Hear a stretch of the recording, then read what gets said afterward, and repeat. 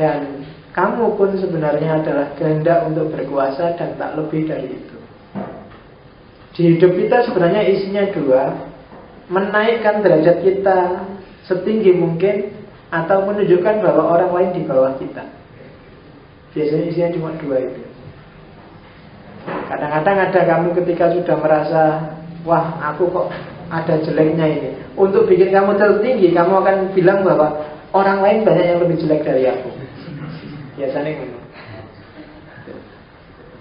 Ketika kamu keliru, kamu akan tunjukkan bahwa orang lain banyak yang kelirunya lebih dari aku. Kadang-kadang misalnya ada yang ditangkap karena korupsi, terus diwawancara, jawabannya mesti, ngapain sih sibuk ngurusi aku, yang lain korupsinya lebih besar dari aku, Senturi coba diurusi, apa coba diurusi. Itu sebenarnya sedang ingin menunjukkan bahwa meskipun aku salah, jangan sampai aku tenggelam. Aku harus tetap muncul, karena yang lain ada yang lebih bawah dari aku. Nah itu sebenarnya naluri manusia. Dan bagi Nietzsche itu daya hidup yang paling primordial, jadi yang paling dasar dalam diri manusia. Bahkan ilmu, bahkan pengetahuan. Kamu punya pengetahuan, kamu belajar, kamu kuliah, itu kan sebenarnya nama lain kamu ingin menguasai sesuatu atau menundukkan sesuatu. Belajar filsafat, belajar kejawen, belajar apapun, itu sebenarnya kan ada misi tersembunyi yang tidak sekedar ngerti ilmunya, tapi ada yang ingin kamu tundukkan. Saya ingin menaklukkan khazanah sastra Jawa, saya ingin menaklukkan filsafat itu apa sih, saya ingin, selalu begitu. Dan itu sebenarnya mewakili kehendak untuk berkuasa. Tidak pernah orang sign for sign, itu tidak ada. Nanti ada, kalau filosof sign for sign mungkin kritiknya bisa ketemu di Habermas. Tapi yang jelas tidak bisa. Kehendak untuk berkuasa itu primordial. Jangan ditipu, jangan ditenggelamkan oleh apapun, termasuk oleh agama, termasuk oleh sistem budaya, termasuk oleh sistem moralitasnya masyarakat. Nah, oleh karena itu setiap orang itu harusnya dia jadi Superman, Uberman. Jadi manusia, sebenarnya makna letterlengnya itu manusia atas. Jadi kebudayaan, tata sosial, itu sebenarnya kalau menurut Nietzsche tujuannya bukan bikin manusia jadi manusia, tapi manusia jadi super manusia. Kalau di Nietzsche ada dua jenis manusia, ada manusia super, ada manusia kawanan, the crowd, manusia kerumunan. Kalau Superman itu vital, semangat, teguh, terampil, bebas, berdaulat, ningrat dalam tanda petik, elit dia. Jumlahnya sedikit biasanya Superman itu. Orang-orang besar, tokoh-tokoh terkenal itu biasanya mereka Superman.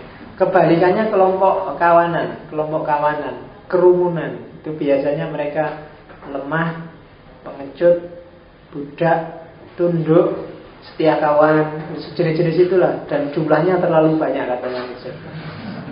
Sudah kebanyakan orang kayak gini, bikin sumpah dunia. Kita butuh Superman lebih banyak biar dunia ini bagus. Kita ini kerumunan, beraninya kalau banyak temennya, ya kan?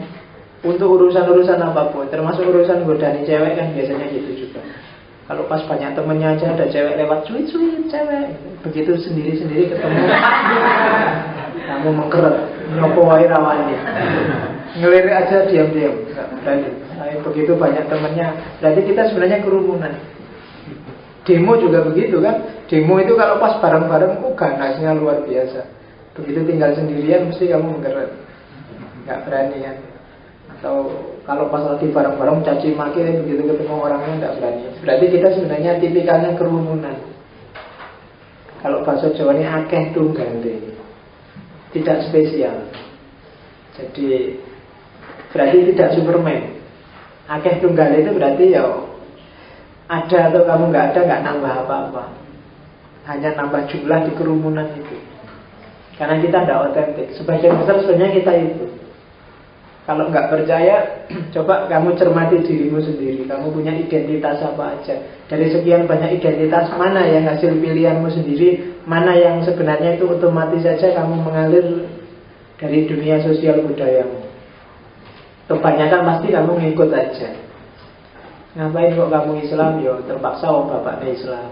Ngapain kamu NU? Keluargaku NU Pak, semuanya. Bapak ibuku NU. NU itu apa? Nggak ngerti Pak, pokoknya manut aja lah Pak. Diajak berjanjian, yang berjanjian, selawatan, terbangan, di mana boleh lah Pak. Nah itu berarti kita sebenarnya kerumunan, bukan Superman. Jadi padahal fitrah kita itu will to power. Dan untuk bisa merealisasikan will to power, kita harus bisa jadi Superman. Superman itu bebas. Kamu bikin nilai sendiri, bikin norma moral sendiri. Jadi bukannya tidak bermoral, tapi tata nilai moral itu kita bikin sendiri. Kita rancang sendiri sesuai hidup, sesuai tujuan kita. Jadi orang-orang Superman ini setelah nilai tadi dibalik, dijungkir balikkan oleh orang-orang Buddha, dia bisa bikin nilai lagi, ditransvaluasi ulang oleh kelompok Superman. Jadi Superman ini termasuk itu orang-orang yang mengiyakan hidup, orang-orang yang realistis melihat hidupnya, dan orang-orang yang punya mental Dionysos, kreatif, menikmati hidup, tidak pasif, bebas, dan ekspresif, dan seterusnya. Itu mereka ini Superman. Kalau Nietzsche bikin gambaran Superman itu, kalau mau digambarkan ini kayak gabungan antara Napoleon dan Goethe. Napoleon politikus luar biasa plus Goethe seniman. Kalau ada yang kayak gini Superman. Atau gabungan antara Julius Caesar dan Yesus. Itu kan agak berat kan, satu kerajaan besar yang menguasai, menjajah di mana-mana, yang digabung sama Yesus yang nabi. Jadi Superman itu gabungan antara seniman, filosof, dan orang suci. Seniman berarti dia kreatif, filosof berarti dia bisa berekspresi, berpikir secara mendalam, orang suci berarti dia mengendalikan lingkungan sekitarnya. Dia jadi agen yang merubah, bukan sosok yang diubah. Dia orang yang mengikuti will to power-nya. Dia orang yang bisa mengekspresikan dirinya secara bebas. Itu Superman. Dan Superman jumlahnya harus banyak. Dari sekian banyak Superman pasti tidak sama semuanya. Kenapa? Ya karena masing-masing milih jalan sendiri-sendiri. Pasti tidak seragam. Karena setiap orang punya will to power-nya masing-masing. Mereka adalah orang yang Superman ini orang yang out of box, keluar dari kotak sosial. Dia punya gaya hidup alternatif sesuai versi dia sendiri. Jadi jangan dibayangkan Superman itu terus jadi pimpinannya masyarakat. Kalau di enggak, bukan pimpinan katanya Nietzsche. Kalau pimpinan berarti dia satu di antara tiga. Kalau enggak dia terpaksa ngurusi orang lain. Kalau terpaksa ngurusi orang lain berarti dia akan tenggelam dalam kerumunan. Atau dia akan jadi patronnya kerumunan. Atau yang ketiga, ketika dia jadi pemimpin, dia akan jadi penghalang orang lain untuk jadi Superman. Maka justru Superman itu bukan pimpinan, tapi dia yang bisa menawarkan gaya hidup, bisa menunjukkan otentisitas dirinya tanpa tenggelam dalam kerumunan. Jadi itu Superman. Jadi kamu pun sekarang harusnya sudah bisa jadi Superman. Gak perlu nunggu lulus sarjana, gak perlu nunggu skripsimu selesai, mau kesuwen gak mari-mari. Jadi langsung aja sekarang jadilah Superman. Versi dirimu yang otentik, dengan segala hasratmu, cita-citamu, mimpimu, tanpa harus sibuk mencari batas mana yang boleh dan mana yang tidak boleh. Itu versinya Nietzsche. Tapi jangan tanya kayak gimana atau apa yang harus saya lakukan sebagai seorang Superman. Karena begitu pertanyaanmu tak jawab, kamu tidak akan bisa jadi Superman. Apalagi kalau jawabanmu kamu ikuti. Karena begitu kamu ikut aku, berarti kamu bukan Superman. Kamu jatuh lagi di mentalitas Buddha. Kamu karena manut aku. Nietzsche pun nggak menjelaskan Superman itu apa saja yang harus dilakukan. Yang harus kamu lakukan satu-satunya adalah kehendakmu turutilah, dorongan batinmu ikutilah. Itu aja. Dengan begitu kamu akan jadi Superman. Oke. Nah, terus ini teori masih agak panjang. Tak tambahin dikit lagi. Ada lagi teorinya Nietzsche yang anti transendensi. Jadi untuk bisa jadi Superman, di antara teori pendukungnya adalah bagi Nietzsche dunia ini sifatnya siklus dan berulang. Jadi rusak beresnya, kacau tidaknya, agung kerdilnya, dan seterusnya. Dunia ini siklus, selalu muter. Habis rusak nanti mesti baik lagi, setelah itu rusak lagi, setelah itu baik lagi. Ada orang baik mati, ada orang jelek mati, nanti ada orang baik lagi. Dunia selalu begini, selalu siklus. Dan semua peristiwa akan berulang lagi, berulang lagi. Apapun jenis peristiwanya, mungkin modusnya aja agak beda, tapi peristiwanya pasti sama. Dan ini bagi Nietzsche menjengkelkan, nggak ada ujungnya. Tapi ya terus, makanya bagi memuakkan, tapi ya sudahlah, diterima aja. Oh, dunia ini memang kayak gini. Jadi kamu nggak usah tanya kiamat, nggak ada ujungnya. Kiamat itu bagimu. Mungkin sifatnya individual karena kamu mati, tapi nanti akan ada siklus lagi.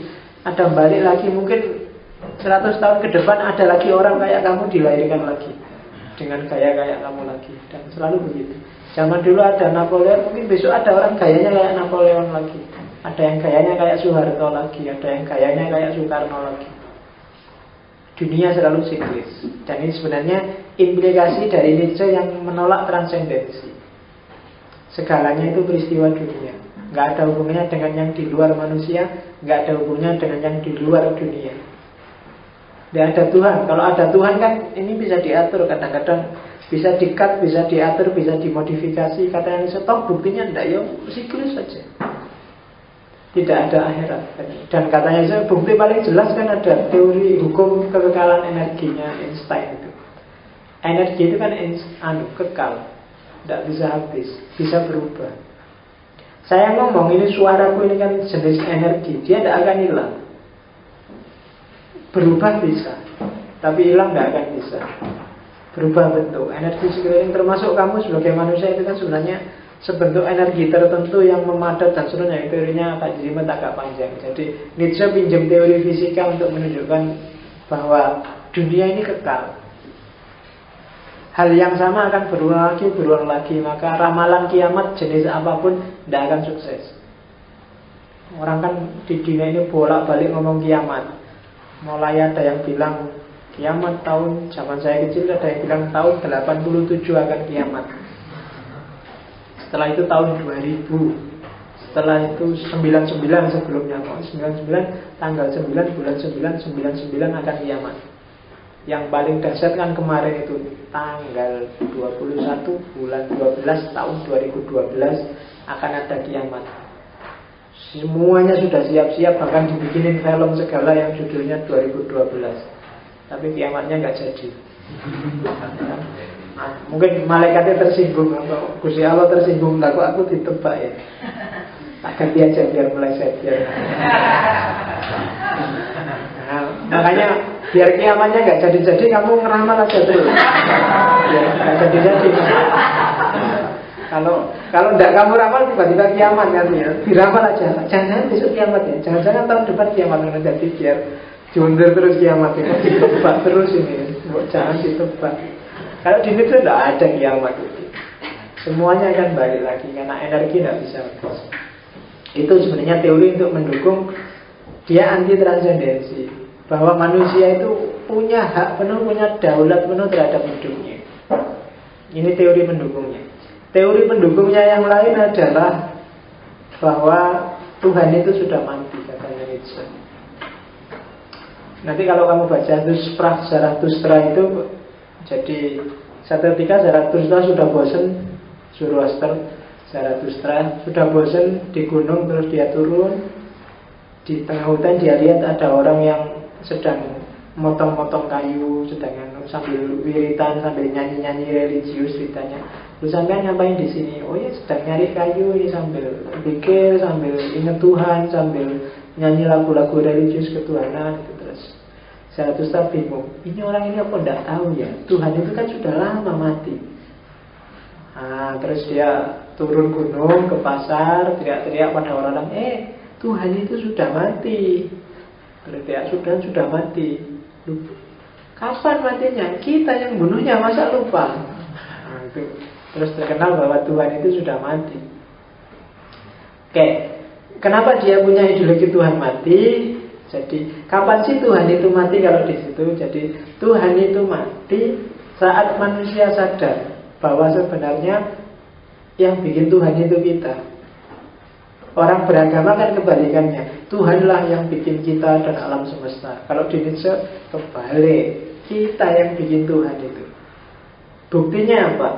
Tuhanmu sama Tuhannya orang FPI kira-kira sama apa beda? Tuhannya orang NU sama Tuhannya Muhammadiyah kira-kira sama apa beda?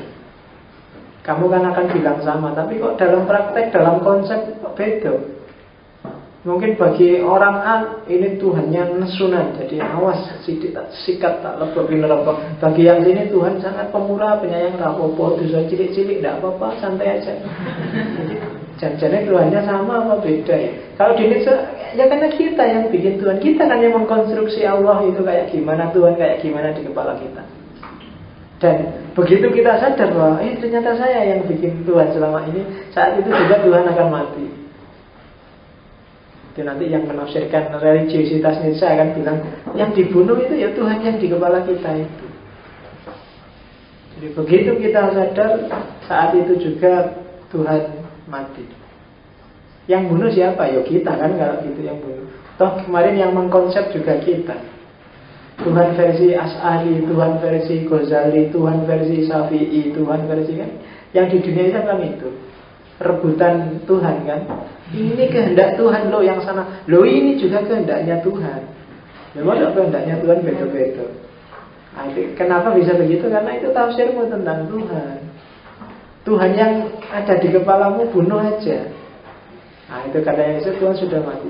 Dan untungnya besar katanya Nietzsche, dengan Tuhan itu mati, maka segala yang ngeribeti hidupmu, yang membelenggu kamu sehingga tidak kreatif, sehingga kamu terpancang, tidak bisa ekspresi diri, kamu takut mengekspresikan will to powermu, sekarang bebas sudah. Sekarang ide kebenaran universal, kemarin kan kamu mikir apa aja takut, gara-gara ada Tuhan itu. Katanya Nietzsche, mau gini takut nanti masuk neraka gimana, digeraji, dikepruk, disunat, ini kan banyak sekali belenggumu. Mau gini gak boleh. Begitu kamu bebas, ayo sekarang mau ngapain? Oke. Jadi ya termasuk yang bunuh Tuhan itu kan semakin cerdas manusia kan, perannya Tuhan semakin kecil. Zaman orang primitif itu A sampai Z diurusi Tuhan semua karena nggak paham fenomena alam, nggak paham. Semakin sains itu canggih, orang baru ternyata manusia bisa juga. Jadi perannya Tuhan bisa semakin kecil itu. Bahkan sampai level manusia hari ini kan sampai level rekayasa genetika. Lo ngatur gen itu yang menentukan vitalitas, nilai, model, corak hidup seseorang. Dan itu bisa direkayasa oleh manusia. Semakin besar perannya manusia, Tuhan ini semakin nganggur. Lama-lama kalau sudah habis kerjaannya mau ngapain, nggak ada Tuhan juga nggak apa-apa. Nanti akhirnya gitu. Kita bisa lah kalau cuma bikin kayak gitu. Lama-lama bisa gitu. Kalau kita bikin fotokopiannya manusia namanya cloning bisa sekarang. Itu kan Tuhan semakin tidak berperan. Misterius loh. Dulu anak laki-laki dan perempuan aja orang, sekarang tinggal dilihat dalamnya perut selesai. Atau sebelum jadi anak tinggal direkayasa biar ini jadi laki-laki yang kuat, yang bisa. Rekayasa genetika. Jadi Tuhan mati sebenarnya kita yang bunuh. Kalau yang tadi kita bunuh yang di kepala kita, ada juga kita bunuh pakai sains. Jadi semakin sains luar biasa, semakin kecil perannya Tuhan. Lama-lama Tuhan nganggur sudah. Disuruh ngapain ini sekarang, mau tidak bisa, mau gitu lah. Sudah manusianya sudah bisa mewakili Tuhan. Oke. Dan untungnya lagi, kalau Tuhan mati katanya Nietzsche, kita akan bebas dari yang namanya kecengengan transendental. Oh, istilahnya luar biasa. Jadi cengengan transendental itu, kita itu gara-gara punya Tuhan sering jadi cengeng kan. Ada apa-apa dikit, ya Allah tolong dong, ya Allah ujian nih, ya Allah apa boleh dimintain Tuhan. Sampai mungkin Tuhan itu jengkel. Ujian pengen lulus ya belajar, kalau nggak bisa ya Allah wiritan sampai lama-lama Tuhan sakit ya kan, wiritan terus kasih aja nilai bagus mesti gitu. Kita cengeng, kita tidak tahan banting. Sengsara dikit lari ke Tuhan, sumpah dikit lari ke Tuhan, kalah lari ke Tuhan, apa-apa lari ke Tuhan. Kita malas berusaha, itu namanya kecengengan transendental. Jangan cengeng dong. Kalau kita cengeng ya mentalitasnya jadi mentalitas budak tadi. Jadi Allah disuruh ngurusi A sampai Z, ya kan, ngurusi mulai kamu sholat, mulai kamu tidur, mulai kamu masuk kamar mandi, mulai semuanya dipasrahkan pada Allah. Nah, itu kan berat dalam hidup kita. Jadi nggak mandiri, itu benar-benar mentalitas budak kalau katanya Nietzsche. Jadi ya, mandiri, baik buruk kamu ngerti kok. Bahkan kan banyak hadis, banyak yang bilang bahwa pakai akal aja selain urusan ibadah itu kita sudah ngerti kok mana baik mana buruk. Nggak perlu capek-capek kamu fatwanya mana. Kemudian selalu gitu kan kita, dalilnya mana. Deo, kamu kan punya akal sehat. Masa kan ada korupsi kok nggak difatwakan ya sama MUI. Lu kamu kok bodoh ya, pakai akal aja sudah ngerti kalau korupsi itu haram. Ngapain data MUI ngasih fatwa? Masa gitu aja nunggu fatwanya MUI. Kan banyak kita yang cengeng kayak gitu, sebenarnya sejenis kecengengan. Apa-apa dicari fatwanya. Loh emangnya kita tidak bisa mikir. Kan akal itu kan separuhnya wahyu kalau dalam Islam, separuhnya lagi Quran. Cuma kita karena terbiasa bermental budak, jadi ya tidak kreatif akhirnya, tidak bisa mikir. Ada yang Al-Quran itu banyak ayat yang tidak bisa dipahami, maka kalau ada ayat yang tidak bisa dipahami, sudah jangan dipikir macam-macam, pakai akal, kembalikan lagi pada Allah. Lalu kemarin dikasih pedoman, sekarang dikembalikan lagi. Lalu buat apa ada Al-Quran? Kembalikan lagi maknanya pada Allah. Lalu ya kemarin Quran kan petunjuk bagi kita, dikasih petunjuk dibalikin.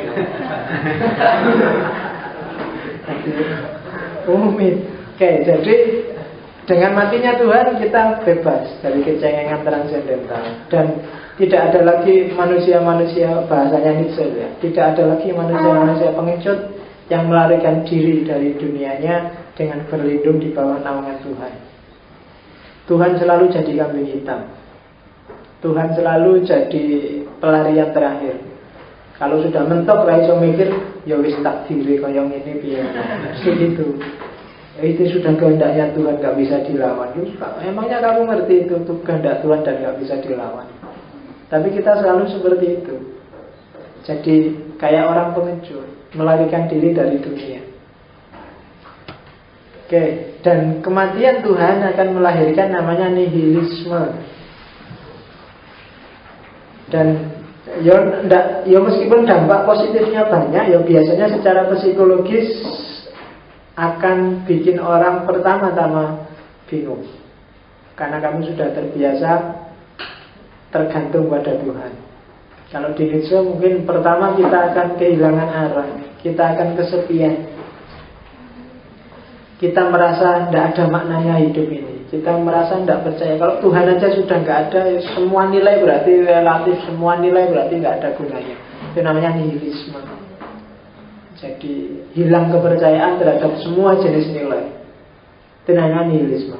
Nihilisme ada dua, ada nihilisme pasif, ada nihilisme aktif. Kalau pasif, ini pesimis orangnya. Jadi dia merasa bahwa hidup ini nggak ada nilai-nilai, hidup ini nggak ada tujuannya. Dia pingin sebenarnya ada nilai, ada moralitas, cuma tidak nemu moralitas yang absolut. Kalau filosof eksistensialis, misalnya kemarin Arthur Schopenhauer, itu kan orang yang pesimis, jadi tidak bisa. Hidup memang harus ada aturannya, harus ada makna, ada moralitas, tapi tidak ada moralitas yang absolut itu. Semua moralitas bikinannya manusia. Nah, itu pasif, nihilisme pasif, tidak percaya pada semua nilai. Tapi ada juga nihilisme aktif. Karena hidup itu tidak ada nilainya, karena semua nilai itu relatif, maka sekarang saatnya aku bikin nilai sendiri. Sekarang saatnya aku bikin tata moral sendiri, versiku yang baik dan sesuai menurut aku, dengan kebebasanku, dengan kreativitasku, dengan kemandirianku. Itu namanya nihilisme aktif. Jadi setelah kosong, setelah nihil, kita masukkan yang versi kita. Tapi kalau nihilisme pasif, setelah kosong kita nyerah sudah. Ya sudah, berarti nggak ada yang nilai absolut, nggak ada moralitas absolut, terserahlah mau jalan kemana. Tapi yang nihilisme aktif ini kita bikin sendiri dong. Kita bikin Islam versi Indonesia, kita bikin Islam versi Jogja, kita bikin Islam versi kos-kosan kita sendiri, kita bikin kreativitas sesuai pemahaman kita. Itu namanya nihilisme aktif. Oke. Itu beberapa catatan. Jadi